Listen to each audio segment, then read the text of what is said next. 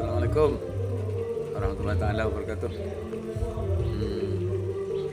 Kita dengarkan ini musik qasidah. Ini biasanya di Madura kayak gini. Jadi kalau nanti malam tuh maulidnya, maka sekarang itu dihibur dengan musik ya, sound system lah. Ya di Madura seperti itu. Ada yang sound system biasa, ada yang ribuan watt. Kalau ini yang biasa. Ini sebagai tanda ya. Ini sebagai tanda rasa syukur, menampakkan kecintaan kita kepada Nabi Muhammad. Sesungguhnya yang paling dianjurkan dan paling ngepas, paling utama adalah bangga dengan Kanjeng Nabi. Yang lebih penting lagi adalah menghargai apa yang dibawa oleh Nabi, menghargai oleh Kanjeng Nabi. Kayaknya kurang sempurna lah, nggak sempurna, kurang ya. Kecintaan kita kepada Kanjeng Nabi itu kalau tidak kita cintai oleh Kanjeng Nabi, ya bagus. Ya, gembira dengan lahirnya Kanjeng Nabi Muhammad SAW itu sangat bagus. Tapi rasa cinta itu harus kita wujudkan dengan mencintai akhlaknya, meniru akhlaknya. Karena sebaik-baik orang yang kita contoh adalah mencontoh Kanjeng Nabi Muhammad SAW. Itu sudah nas Al-Quran.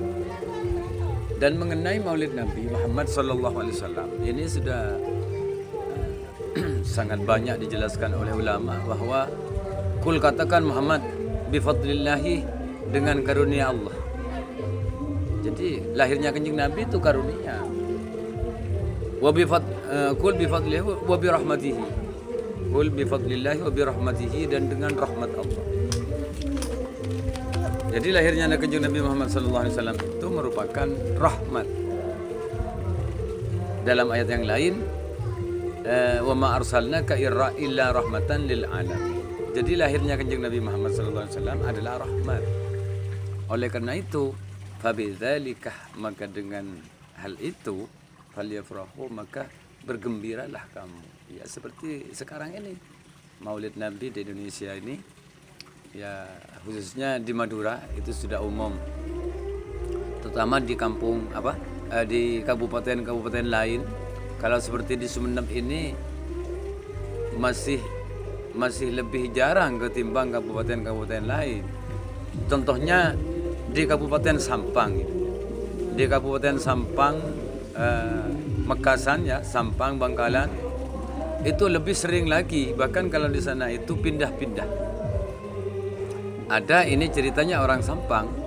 Jadi kiai itu ya, itu pindah-pindah sampai belasan kali. Ada yang 10 kali ya, 15 kali, bahkan katanya ada yang sampai 17 kali. Itu pindah-pindah, enggak peradok, gantian ya. Kalau di Sumeneb ini masih peradok. Nah, di sini Maulud ya, di sana merayakan Maulud ya. Di sini Maulidan, di sana juga Maulidan, sehingga kiai itu ya sampai ngantri.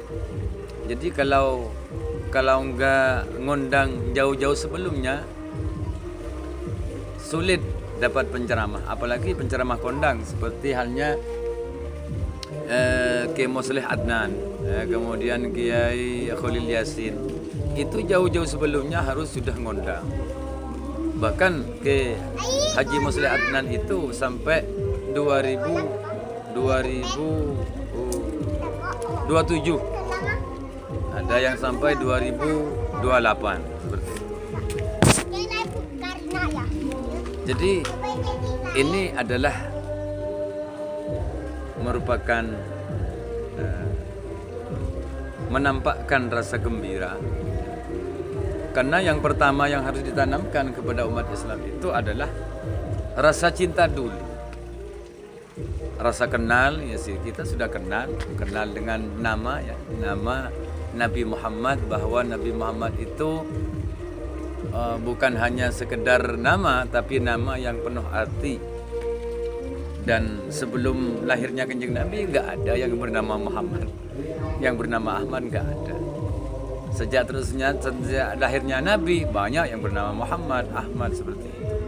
Dari namanya saja itu sudah antik ya. Dari lahirnya saja, apalagi dari lahirnya.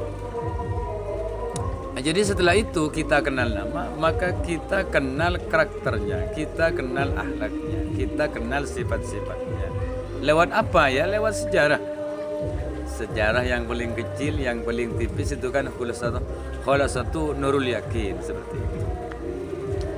Itu yang paling kecil, terus naik ke yang lebih tinggi lagi, apa namanya saya nggak tahu. Nah, dengan sejarah itu ya, kita akan kenal Kanjeng Nabi. Nah, masyarakat luas, muslimin di pelosok-pelosok itu enggak ada yang ngerti sejarah, kecuali dikenalkan lewat pengajian-pengajian seperti Maulid.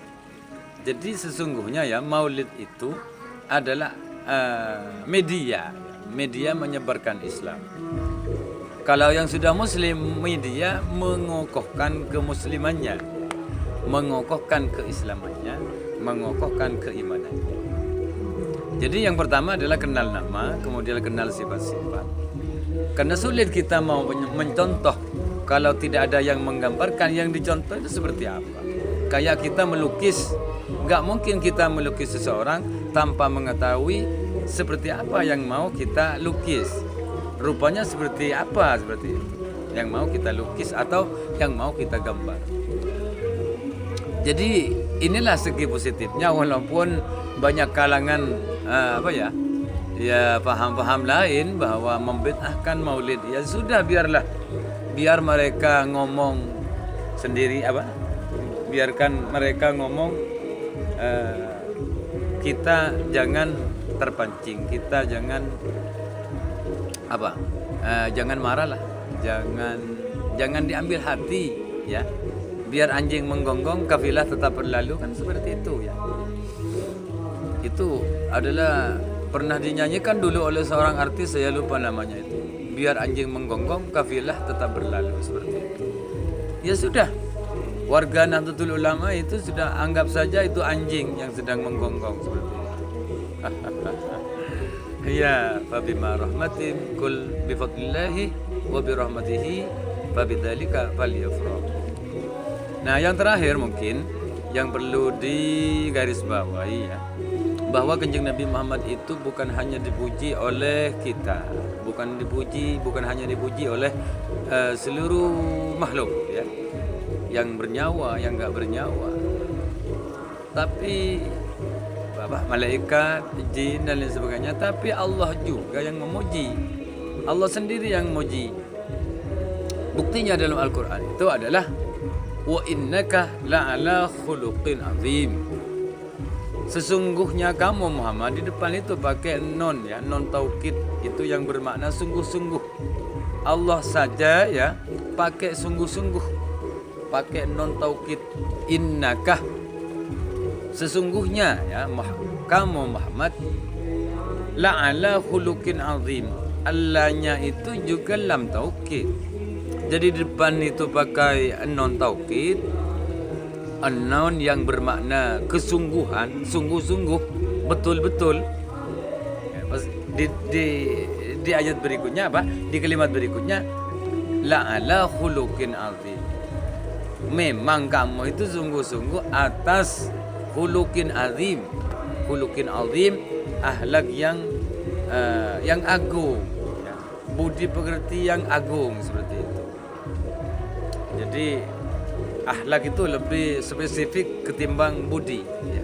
Budi pekerti lebih dalam ya, karena akhlak itu titik tekannya adalah pada zahir batin, terutama batin. Jadi walaupun kita seakan-akan luarnya berakhlak, tapi batinnya niatnya lain, ya yang enggak termasuk berakhlak. Atau pura-pura baik ya. Pura-pura baik padahal jelek. Ya, kayak apa ya? pura-pura baik padahal jelek. Sifatnya baik, kata-katanya baik, kata-katanya indah, tapi tujuannya jelek. Mosang berbulu domba. Ya kita tertipu dengan mosang berbulu domba itu. Ya. Karena ayam-ayam itu pada anteng. Kata orang Madura, semak ya, dekat di sisi mosang itu yang berbulu domba itu. Karena disangkanya domba kan nggak makan ayam. Ya. Nyatanya mosang. Jadi mosang berbulu domba itu munafik.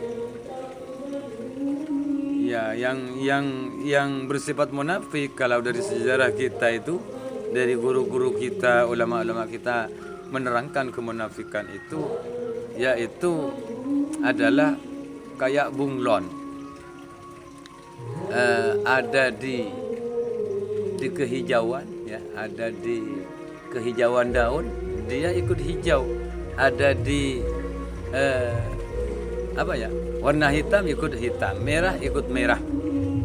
Itu biasanya adalah mental yang seperti itu adalah mental munafik. Partai juga ada yang munafik.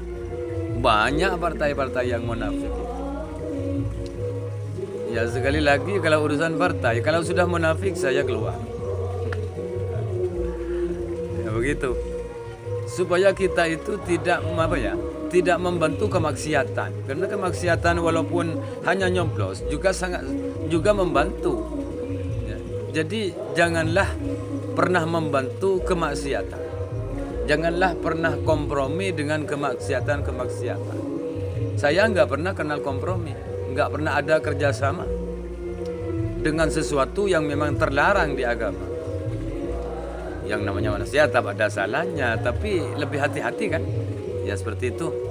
Mungkin ini adalah hikmah perayaan Maulid yang biasa dilakukan di Madura, ya. Jadi di Madura itu, di Sumeneb, Pamekasan, ya, Sampang, Bangkalan sangat semarak, bahkan lebih semarak, ya.